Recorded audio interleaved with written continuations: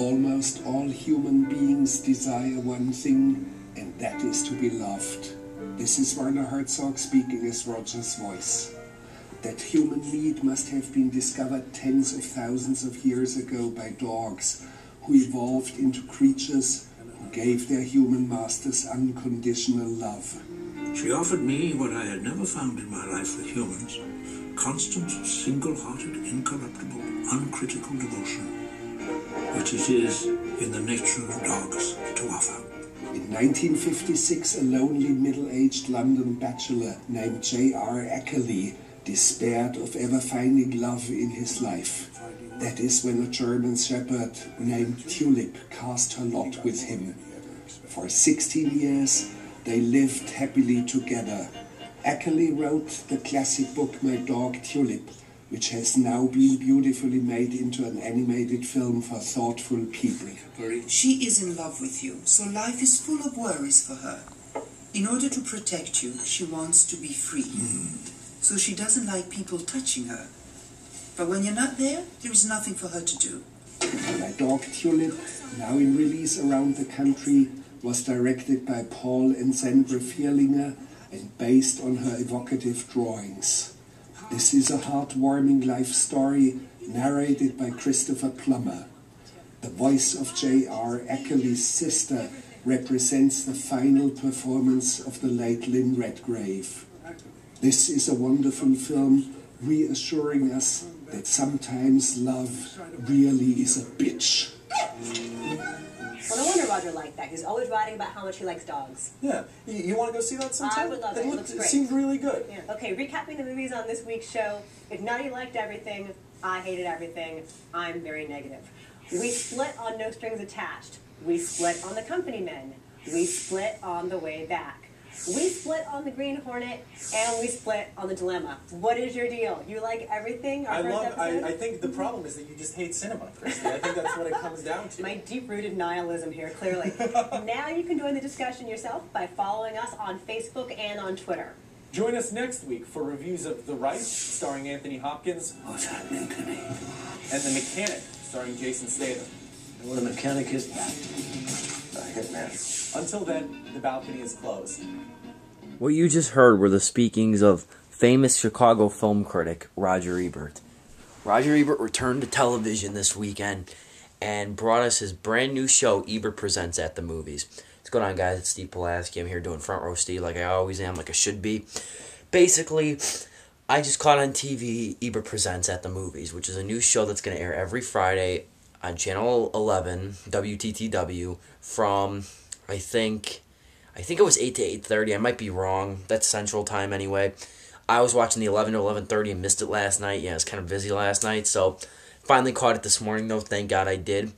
Now, let's talk about it. I have a couple friends that did videos on this, too, so this might be kind of a little rehash. But, basically, Ebert hasn't been on television since 2004, maybe. I'm not even sure. He had a show called Sneak Previews with Gene Siskel and Roger Ebert in 76, I think, on WTTW. Then he had At the Movies with Gene Siskel and Roger Ebert, and it was eventually shortened to At the Movies. That kind of may have been butchered, but I'm doing my best to remember. This is a big history lesson.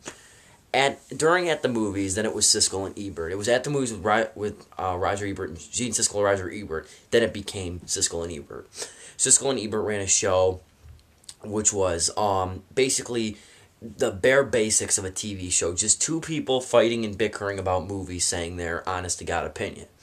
Now, when Siskel died in 1999, Roger Ebert had numerous guest hosts. Then he finally settled on Richard Roeper.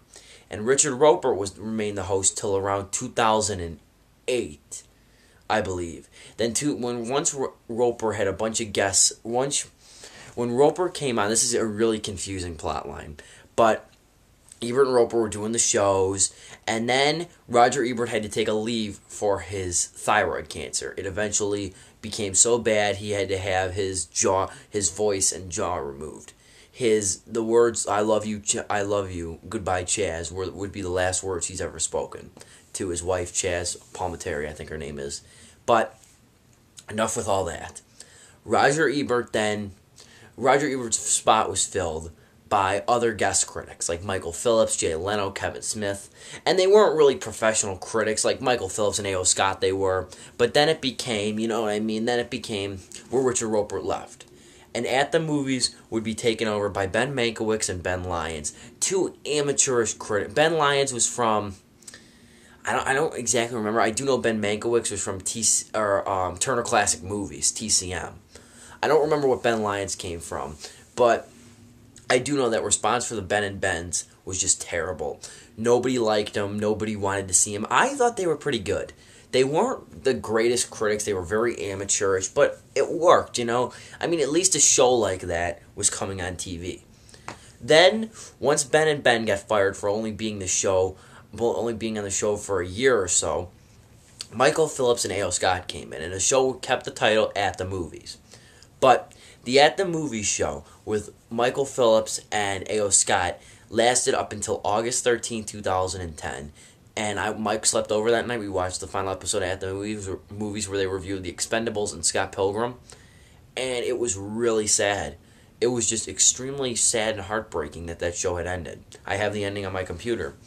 But I gotta move on, I guess. But Roger Ebert said, hold on, there's gonna be one more movie review show. And I'm gonna run it. Now, the show, like I said before, is called Ebert Presents At the Movies. And it airs on WTTW, the same network that brought us sneak previews in '76. As you can just see from the Roger Ebert's Office clip that I just showed you guys, that's how the show is kind of run. The two hosts are Chrissy Lemire of the Associated Press and Ignati Vishnevetsky. I think that's how you say his name. Ignati Vishnevetsky. And they run the show. They're basically the critics. And there are other people on the show too. There's a girl who does the classics. I don't remember these names very well. There's a guy named Omar who does a movie blog and he's a lawyer. There's a girl named, I think, Lisa, who is a movie classics expert. So Roger Ebert's definitely got a good crew working for him. A pilot premiered early on with Chrissy Lemire and Elvis Mitchell as the At the Movies demo. You can find that at youtube.com/EbertPresents. Now, for some reason, Elvis Mitchell, when that demo premiered, Elvis Mitchell and Chrissy Lemire were assumed to be the regular host of the show. But it was told that Elvis Mitchell wouldn't be on the show on December 14, 2010. Which I did like Elvis Mitchell, so I was kind of sad about hearing that. December 14th was also the day we heard Kevin Drex-Bouchard got fired. That's totally unrelated, but just depressed me. So that was two bad things happening on one day. So it was tragic. Anyway, though, basically, the show keeps the format from the original programs. And it is relatively interesting. I do like seeing this new movie show. This is something that I can look forward to seeing. This is something that I'll be able to that is something that I'm going to be really in tune to watching, and it's something that I'm going to really look forward to every Friday. After a long week, just come home, kick back, turn on the TV, and see Ebert. Now, from the start, my mom told me, she's like, "Oh, Ebert's going to be back on the air, and aren't you going to be glad that you could see him on the TV again?" But I thought to myself, I'm a little iffy about that. Ebert can't talk anymore. He has to use this voice technology on his Mac computer, similar to Speakonia, but it's a thousands of dollars software, but he's got that money. It's a thousands of dollars software that allows him to have his voice. And it used to sound a lot like him, but the clip of the show that I just showed you doesn't really sound too much like him. It sounds kind of iffy and a little weird. But the thing about the show was, though, with Ebert, is that I knew he wasn't going to be the whole person running it. I knew there'd have to be somebody else, because he could not be the only person running that show. He just couldn't, because when you think about it, he can't talk. So it would be really hard for him to continue running a show. He'd have to get some sort of guest critics. And I really enjoy the guest critics. I mean, I don't know what that was.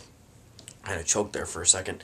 Anyway, though, Chrissy Lemire from the Associated Press and Ignati Vishnevetsky. Sorry, it's hard to pronounce his first name. I can pronounce his last name fine, but his first name's a little weird. It's Ignatiy, I think. So it's Ignati. They call him Iggy, but I just want to say his full name. Ignati Vishnevetsky is from Movie.com.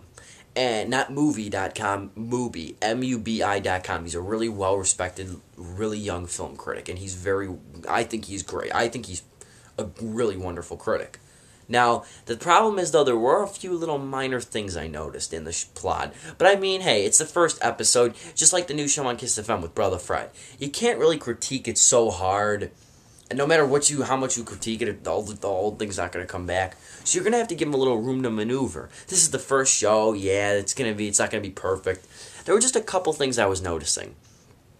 One, they talk a little bit too much. Ebert and Roper kept the flow going, even back to the days of Siskel and Ebert. They kept the flow going by spending between 1 and 4 minutes on a film. 4 minutes were usually the films that were longer. There's no reason that you should spend 5 minutes talking about No Strings Attached. There's just no reason for it.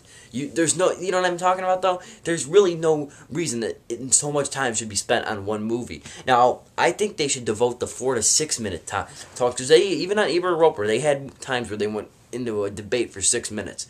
Like, excuse me.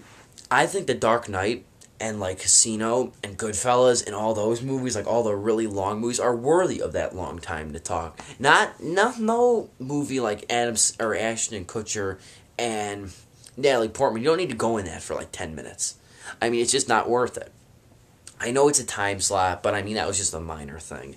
The second thing is, the host, this episode seemed really biased for some reason. Chrissy did not give one movie thumbs up, and Iggy didn't give one movie thumbs down. So it was really weird how they just kept splitting on each movie. But there are a couple movies that I want to see. My Dog Tulip, which is the review you just saw. That one I really want to check out, that movie, and I really want to check out The Way Back, I think it's called. I might go see No Strings Attached over the weekend, but who knows with that. Though, overall, the show gets a thumbs up from me, and that's one of the reasons I do. They brought back the classic thumbs up, thumbs down process. Now, I think that was Disney owned, but somehow Roger Ebert got that back, so I'm really proud of that. So, overall, Roger Ebert Presents At the Movies is not a bad show. It is actually one of the few review shows that are still left on the air. After At the Movies went and died, there's no other show that did that same kind of format. It's really nice to see Ebert back on the air. It's really nice to see that same format again. And it's really nice to see two well-known critics giving the respect they love and doing it at the movies. Thank you for watching. This has been Steve Pulaski with Front Row Steve.